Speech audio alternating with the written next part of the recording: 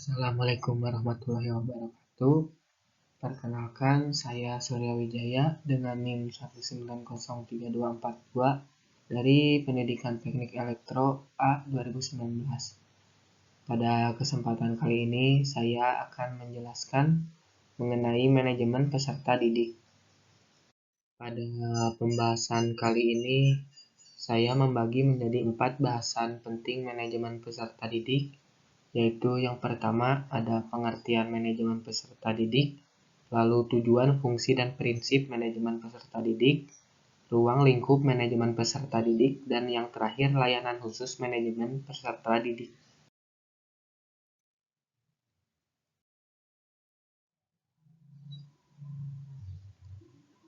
Dimulai dari pengertian peserta didik. Menurut Ketentuan Umum Undang-Undang Nomor 20 Tahun 2003 tentang Sistem Pendidikan Nasional adalah anggota masyarakat yang berusaha mengembangkan potensi diri melalui proses pembelajaran yang tersedia pada jalur, jenjang, dan jenis pendidikan tertentu. Peserta didik adalah orang yang mempunyai pilihan untuk menempuh ilmu sesuai dengan cita-cita dan harapan masa depan. Dari pengertian beberapa ahli, bisa dikatakan bahwa peserta didik adalah orang atau individu yang mendapat pelayanan pendidikan sesuai dengan bakat, minat, dan kemampuan, agar tumbuh dan berkembang dengan baik serta mempunyai kepuasan dalam menerima pelajaran yang diberikan oleh pendidiknya.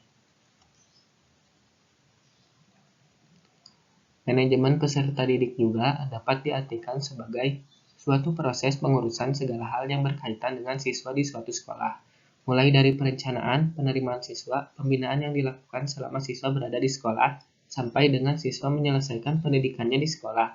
Dengan kata lain, manajemen kesiswaan merupakan keseluruhan proses penyelenggaraan usaha kerjasama dalam bidang kesiswaan dalam rangka pencapaian tujuan pembelajaran di sekolah. Dengan demikian, manajemen peserta didik itu bukanlah dalam bentuk kegiatan-kegiatan catatan peserta didik saja, melainkan meliputi aspek yang lebih luas. Secara operasional, dapat dipergunakan untuk membantu kelancaran upaya pertumbuhan dan perkembangan peserta didik melalui proses pendidikan.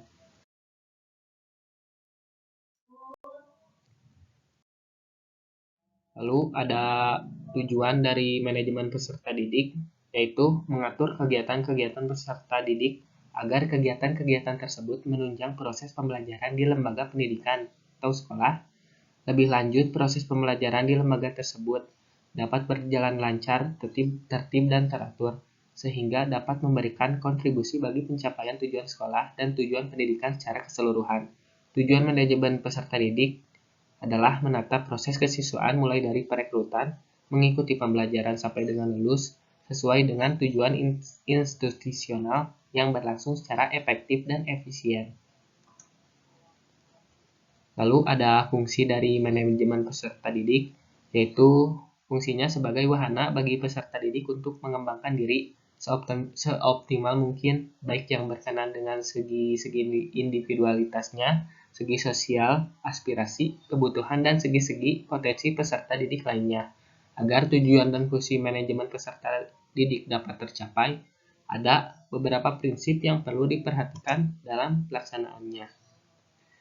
Nah, prinsip-prinsip yang perlu diperhatikan yaitu yang pertama, penyelenggara harus mengacu pada peraturan yang berlaku pada saat program dilaksanakan.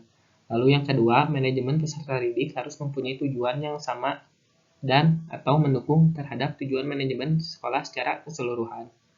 Lalu yang ketiga, ada segala bentuk kegiatan manajemen peserta didik haruslah mengemban misi pendidikan dan dalam rangka mendidik peserta didik.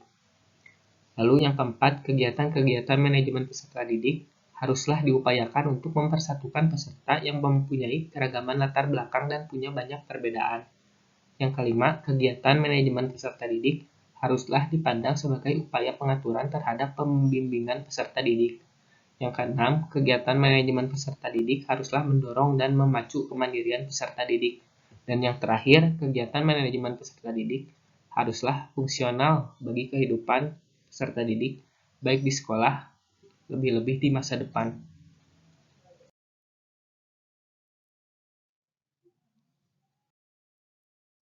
Selanjutnya, saya akan membahas mengenai ruang lingkup manajemen peserta didik.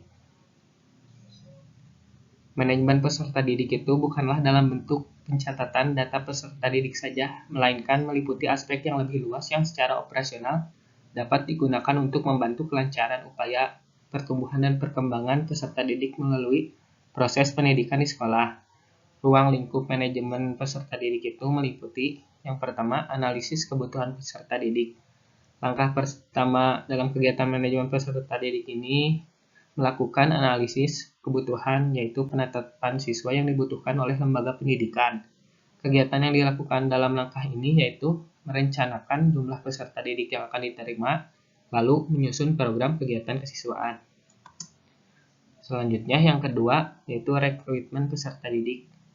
Rekrutmen peserta didik di sebuah lembaga pendidikan pada hakikatnya adalah proses pencarian, menentukan dan menarik pelamar yang mampu untuk menjadi peserta didik di lembaga pendidikan yang bersangkutan.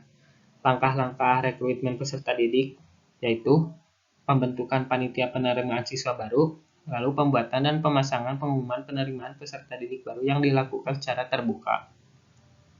Selanjutnya, seleksi peserta didik. Seleksi peserta didik adalah kegiatan pemilihan calon peserta didik untuk menentukan diterima atau tidaknya calon peserta didik menjadi peserta didik di lembaga pendidikan itu sekolah tersebut berdasarkan ketentuan yang berlaku. Cara-cara seleksi yang dapat digunakan yaitu bisa melalui tes ujian, bisa melalui penelusuran bakat kemampuan, dan bisa juga berdasarkan nilai STTB atau SKHU atau nilai UN. Selanjutnya, orientasi.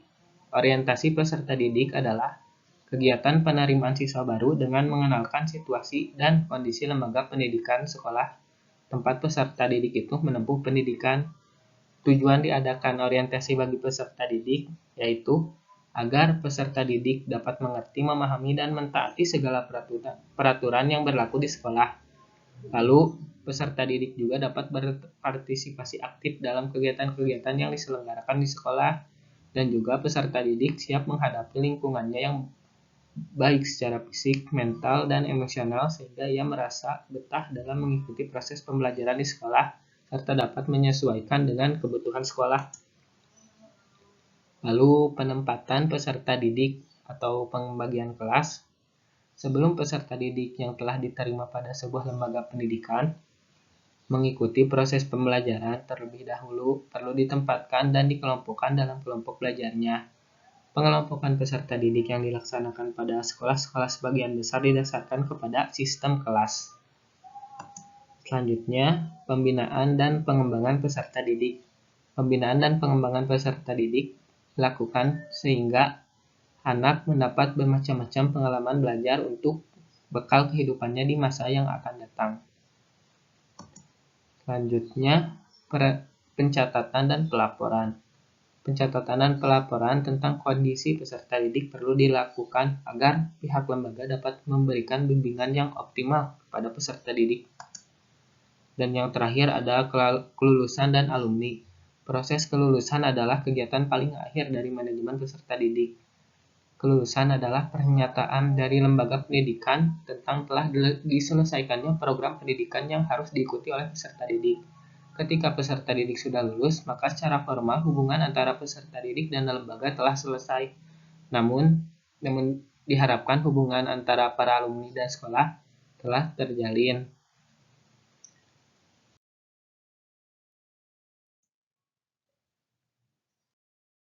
Layanan khusus manajemen peserta didik.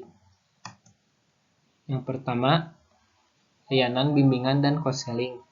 Menurut Hendyat Sutopo, bimbingan adalah proses bantuan yang diberikan kepada siswa dengan memperhatikan kemungkinan dan kenyataan tentang adanya kesulitan yang dihadapi dalam rangka pengembangan yang optimal, sehingga mereka memahami dan mengarahkan diri serta bertindak dan bersikap sesuai dengan tuntutan dan situasi lingkungan sekolah, keluarga, dan masyarakat. Yang kedua, layanan perpustakaan.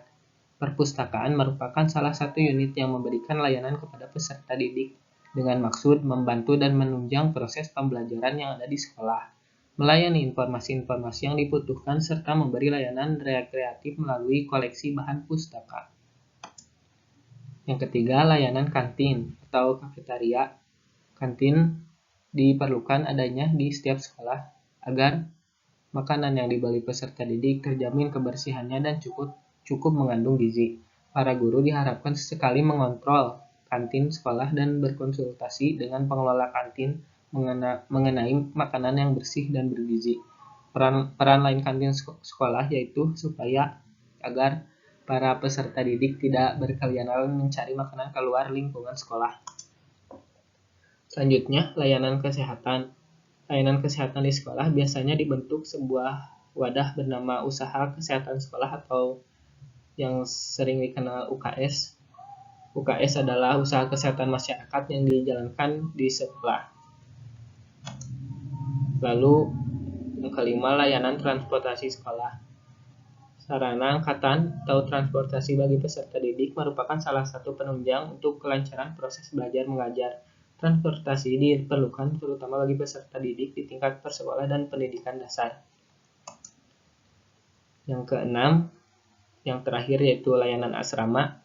Bagi peserta didik khususnya jenjang pendidikan menengah dan pendidikan tinggi, terutama bagi mereka yang jauh dari orang tuanya, diperlukan asrama. Selain manfaat untuk peserta didik, asrama mempunyai manfaat bagi para pendidik dan petugas asrama tersebut.